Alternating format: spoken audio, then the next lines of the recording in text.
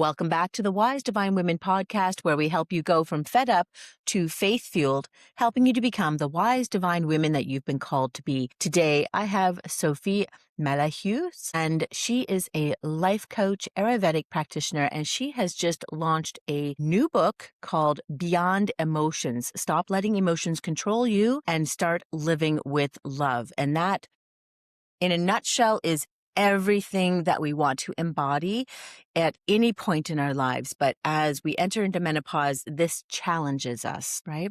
Welcome to the Thank you for inviting me. I'm very with you. Thank you. Thank you. So how did this all begin for you?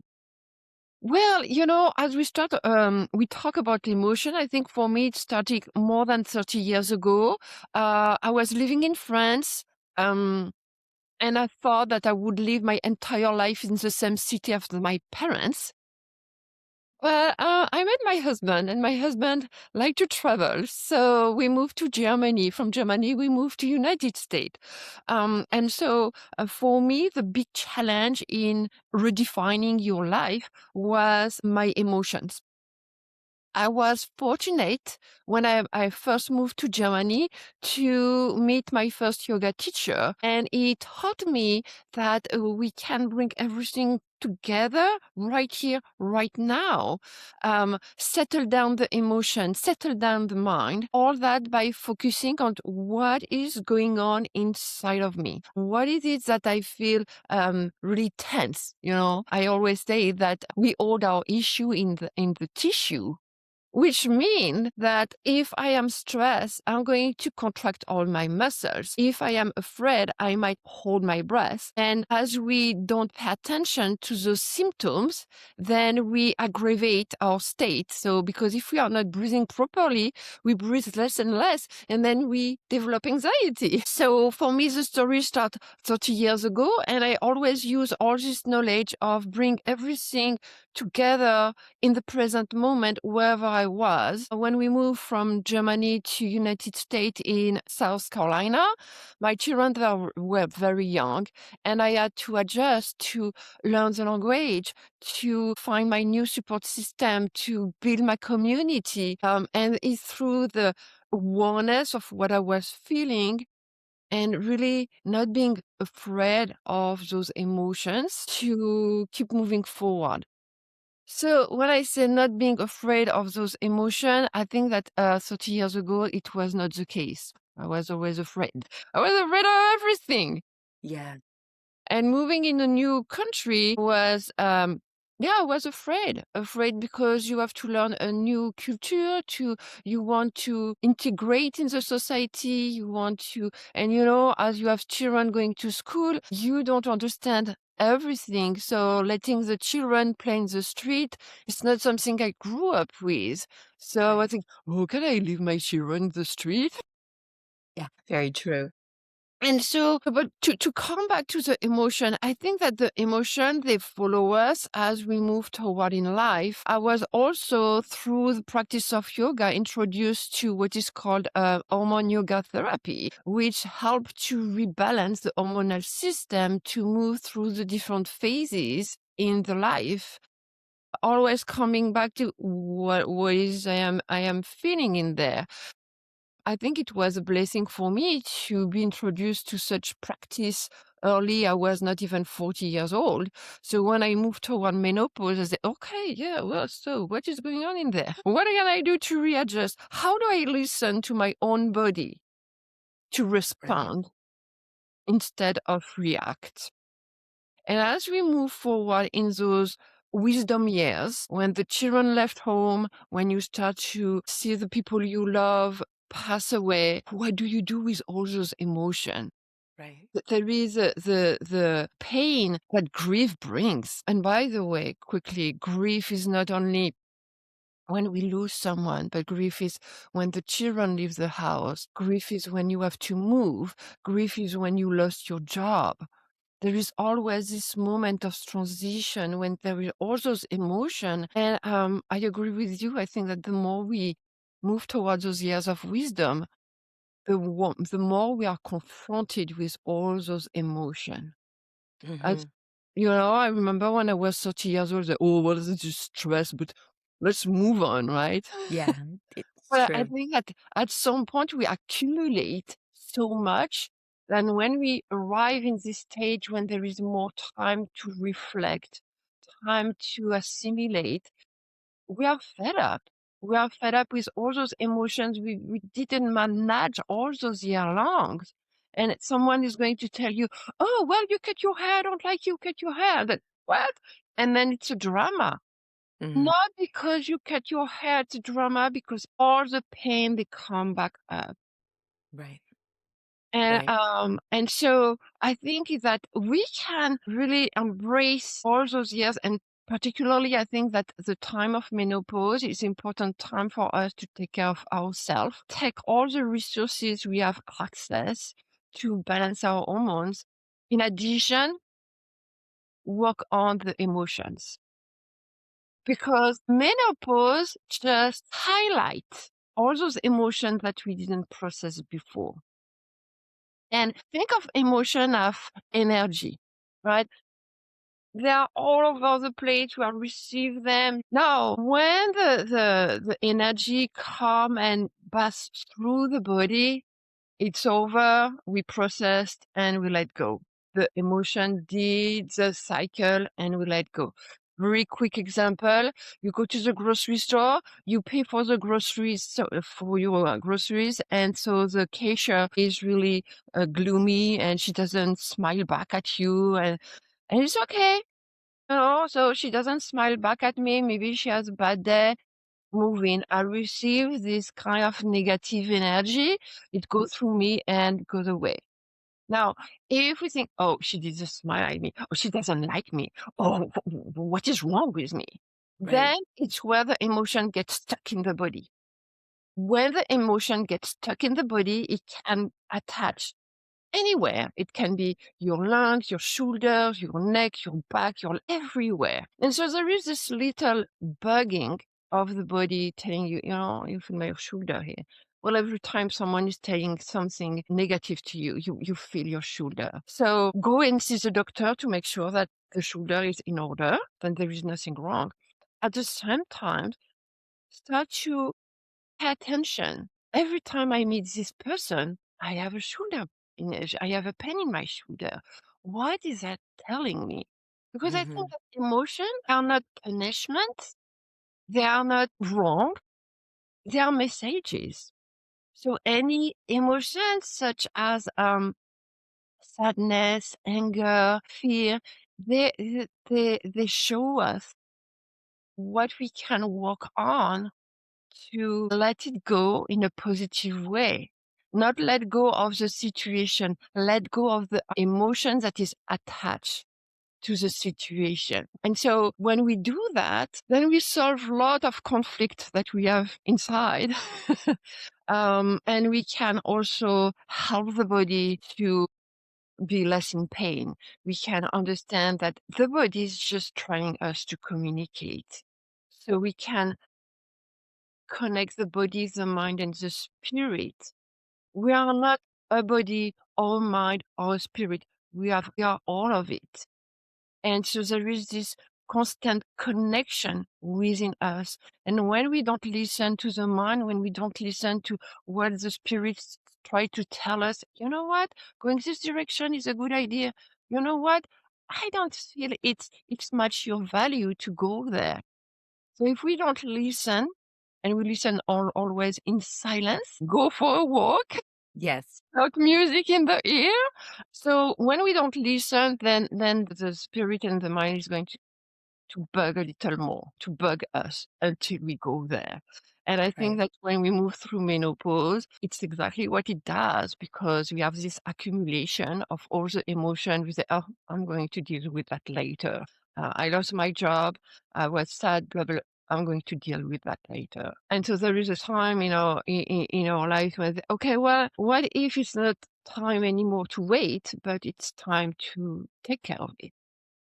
It's very true, and that accumulation of things is what then really sounds the alarm for us in trying to figure out what path are we taking? How are we going to correct this? Who am I bringing on my team to assist me? And it becomes overwhelming, right? Yeah. And it can start this snowball effect in that you'll have lots of different symptoms, lots of different aches and pains when if we don't sit back and listen and maybe take an inventory of things, that we don't have this revelation and we don't find this root cause and we really become overwhelmed with what the initial problem was. And so how do you find that emotion affects us even through Ayurvedic medicine? What then becomes out of balance? Yeah. So I think for me, it would be kind of a balance with everything I learned from my yoga practice and the Ayurvedic practice.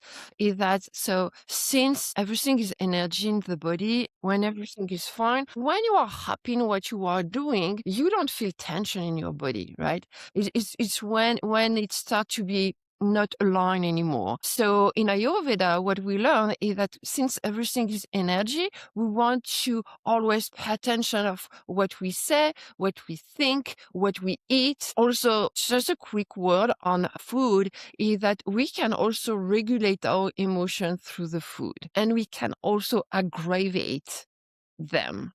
So a lot of sugar, a lot of junk food is going to really taxing the body, and then is going to play with the emotion. If you are sad, for example, maybe a little piece of chocolate is going to do the trick and feel okay.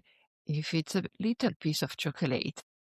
It's not the whole chocolate bar. But Yeah. as we look for this rush of dopamine or feel good hormones, we might say, oh, well, so when I eat a little piece of chocolate, I'm going to eat one more. But the one more is going to transform, and then we have to feel lethargic.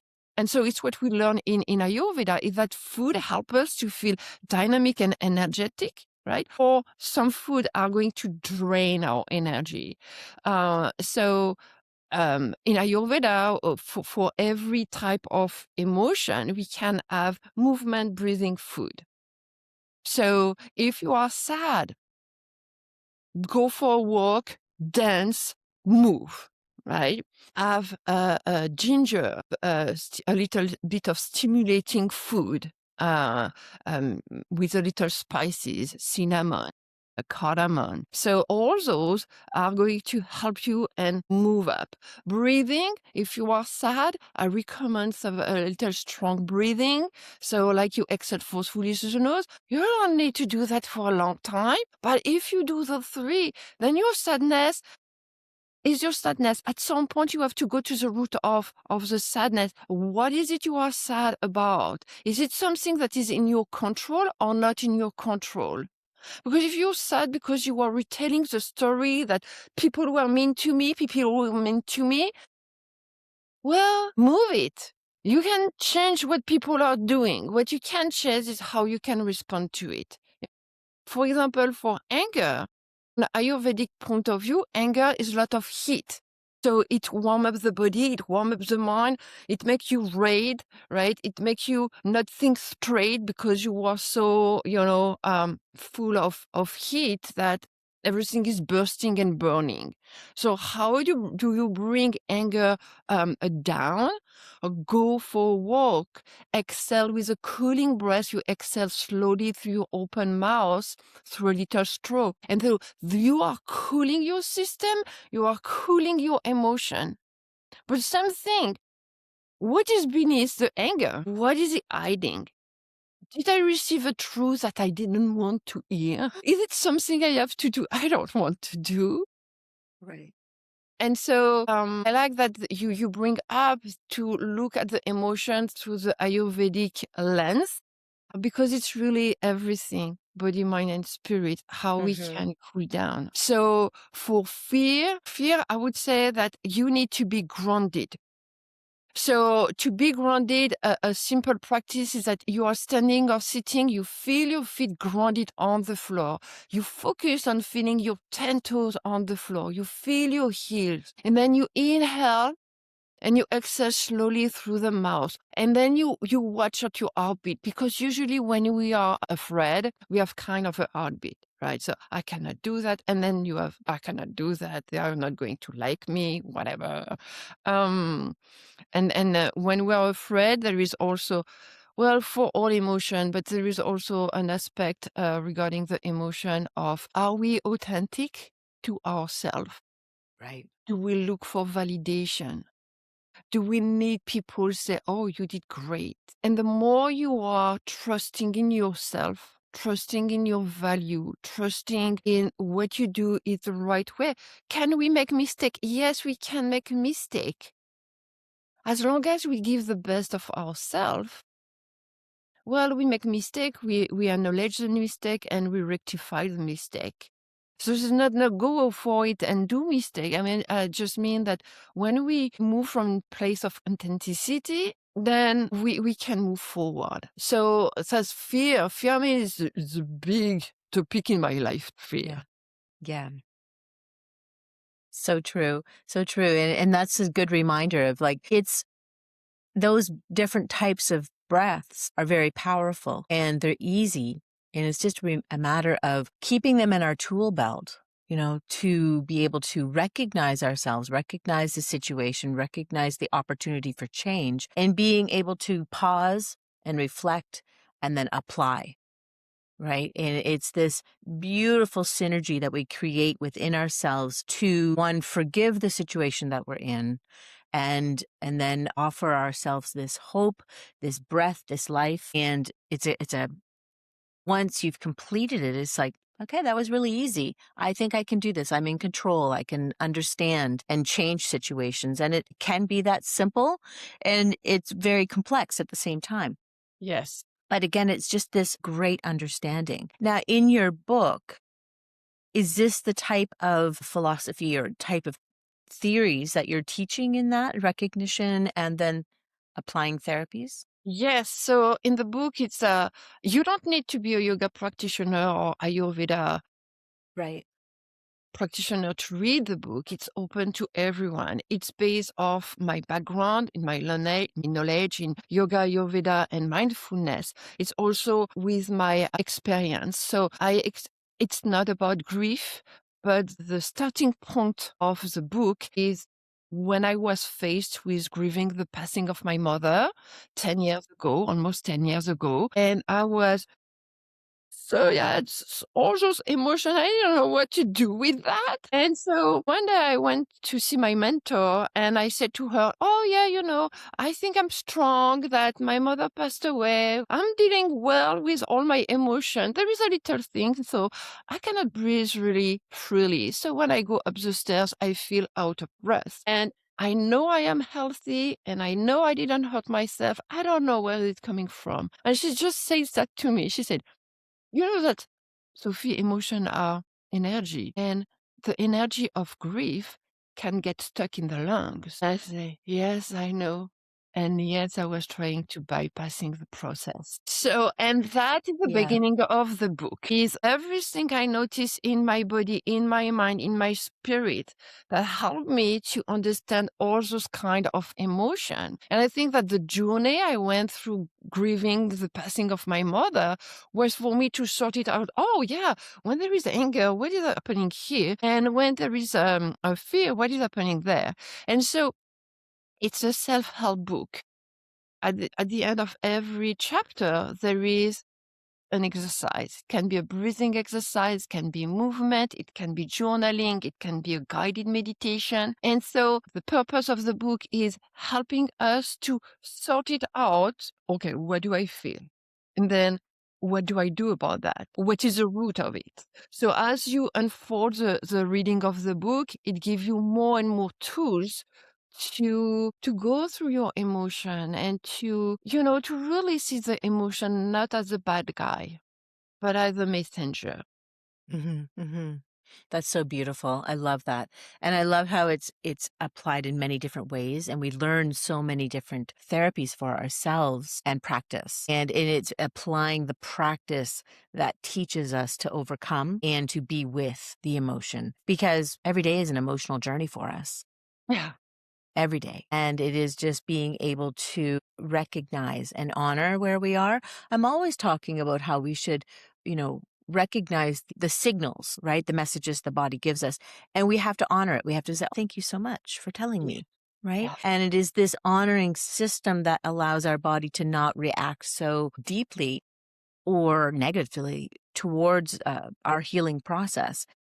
And it's the forgiveness for ourselves. And it's a lot of different things. And I love how then you apply a skill, you apply that knowledge for people to practice for themselves. That's brilliant. Yeah. Honestly, very, very nice. Yeah, it is.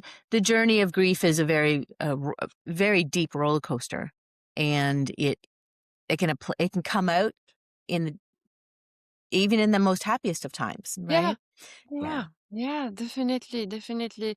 And what I would just say that as you say that we recognize the symptoms of, okay, I'm getting angry or I'm getting frustrated, then instead of judging ourselves, let's be curious. How come do I feel that? And so there is no bypassing emotions. There is no shortcut. I tried to do Mm-hmm. it. Mm-hmm. Yeah, so true. Do you find that a lot of the people that you practice with, like with as in life coaching and applying, the different and breath and yoga and things like that, do you find that a lot of women recently, I would say recently, because it's been a trying 10 years, but do you find that there's a deep sadness with women? Or is it more of trying to recognize where they are and move forward and find joy in the things that we Well, previously loved? I saw a lot of different emotion. I think if I could resume everything origin, like I was working with someone who was dealing with anger. She was angry all the time. Hmm. But at the bottom of everything is always fear. At the bottom of every emotion is the fear. So facing our fear is the most challenging aspect of emotion. But when you remove all the layer, right? Shame and then regret, and then you are angry, and then you are sad, and then come fear. And that Mm. was what at the end. And so how do you move from a state of fear into feeling at ease in your life? You move through your authenticity. Because Right. when you are true to yourself, to your own value, then you stand up for yourself and you feel confident. They don't like my hair. They don't like my hair. You know, they don't like what I have to say. I'm sorry. It was important for me to say it. Yeah. Right, Yeah. right. And that becomes the most difficult, right? Speaking our truth becomes a really difficult Yes. way to travel for most people, right? Yeah. Because we never want to offend. We never want to disappoint. We never Yes. want to, be Yeah. that person to change, Yeah. and again, it is this authenticity in ourselves and having confidence in ourselves that does become very difficult, Yeah. right? Yeah, definitely. Yeah. So we have been taught to be good girls, right? So we are over 50 years old, then we have this big stigma. You need to be a good girl. Yeah. When I decided to go with my gray hair, I was 40 years old and I was already very white. And everyone said, "You're 40 years old, you cannot have gray hair." And why not? Yeah. It's true, it's true. Yeah, absolutely, and it was funny, as soon as you said that about, being a good girl, that's exactly where my mind was. It was like, as a child, we are, you're to speak when spoken to, you're to behave, you're to, mind your manners and all these types of things, and if you have nothing nice to say, don't say anything at all, and so it's a lot of these hurdles that we have to overcome to express ourselves, be authentic to ourselves. And in teaching that, and now it's teaching this whole new generation of our children and then their children of how to be authentic to ourselves and speak our truth. And I think sort of the 20-year-olds really are getting a good grasp on that. They will say no and they will say what's on their mind as, difficult as that can be because we're still working from a framework that is please only say something nice and mind your manners and speak when only spoken to, right? And they don't do that. Yeah. I And it think because yeah. Yeah, all the generation from, I would say, 30, 35 and older, we are still moving past this conditioning that we receive. And there is some work to do. And through the emotion, we can go there. Mm-hmm. And you find that it's easiest to, not easiest, but easiest to sort of step back and journal and understand the situation and then apply balances to each of these. That's what I, with my clients, um, it's what I'm asking them to do is just take an inventory. Yeah, so for me, journaling is an important point. For me, movement and breathing are also important because if I come back to energy, when energy gets stuck in the body, then we cannot breathe very properly, and so it kind of increase, and we are not feeling well. So I would say for me, it's always movement, breathing, journaling or meditation, and spend time in the three, right? Movement can be anything. It can be yoga practice, but it can be walking, can be dancing, shaking. So I'm not a big dancer, guys, but when I feel stress, I just shake in my house, you know? I just move my arms, move my legs, move my head, look like a little crazy woman. Doesn't matter because it moves with energy and I feel better. Then I do deep breathing. Okay, so right here, right now, you were afraid. What were you afraid of? If I have time, I'm going to journal or to think about it, or I will make a mental note to do that later. For me, really think of emotion as energy. You want circulation. You want circulation. So for me, that all is important. Movement, breathing, journaling. Yeah. I love that. I love that how you put the action first because it's in that action that can really just change things. Yeah. And then the breath, which is life itself, and then the journaling because we become sometimes journaling I find can really spiral people or it's regurgitating things and it's perhaps can be just quickly alleviated with a dance on the mat. So Yeah. I love that. Yeah. I remember in when I used to work in restaurants and everyone would be stressed out. Everyone would be just like so uptight with the way the flow of the evening is. And I'd gather the team and I'd say, okay, it's dance mat time. We have to just shake everything out. And they'd walk away, one, shaking their head that I was crazy, but two, everyone would be laughing and they'd feel much more at ease. So I understand exactly what you're saying in that movement aspect where you want to change the physiology of the body and the emotion and the attitude. So I think that's amazing to put it in those three forms. So simple. I love that. I love that. And in the book, have you launched the book already, or when is it coming out? February, so in a few weeks. In Yes. a few weeks. How exciting is that? How Yeah. was the process for you in writing the book? Did you feel that, again, it brought up a lot of emotions? Was it very difficult, or did you find it very liberating to put thought and emotion to paper? A little of both. I wanted to write about emotion because I realized, well, okay, I moved different time in my life. And so recently I moved to Florida. So 2 years ago, I moved to Florida. And I had all this free time in front of me thinking, okay, how I'm going to move on, how I'm going to, instead of in person, do I move my business online, and what do I do? And at that time, I had kind of a retrospective of all my life and said, that is so interesting that I was interested in yoga, in Ayurveda. I did training in mindfulness as well. And all that was to find inner peace. And the inner peace that I was looking for is because I have strong emotion all the time. And I was looking at the past 20 years and said, oh, wow, I did a training in mindfulness. Oh, I did a training about hormone balance. I did a training in laughter yoga. I did a training in grief yoga. Well, there is something there. And and I was always I did different techniques to grieve my mother. And there is something again, we come back to the body. 6 months before my mother passed away, we discovered that she had a brain tumor. And so I flew to France, visited my mother, and I was really afraid because my mother was so far, yeah, she had health issue, but not life-threatening. And so after 2 weeks in France, I came back home and I was doing a breast massage just to, the self-checking. And I found a little cyst right here. It was not here 2 weeks before. And so this little cyst, I massage this with castor oil. I went to do the mammography and I did all the exam. And so it was not life threatening. It was something just to look at.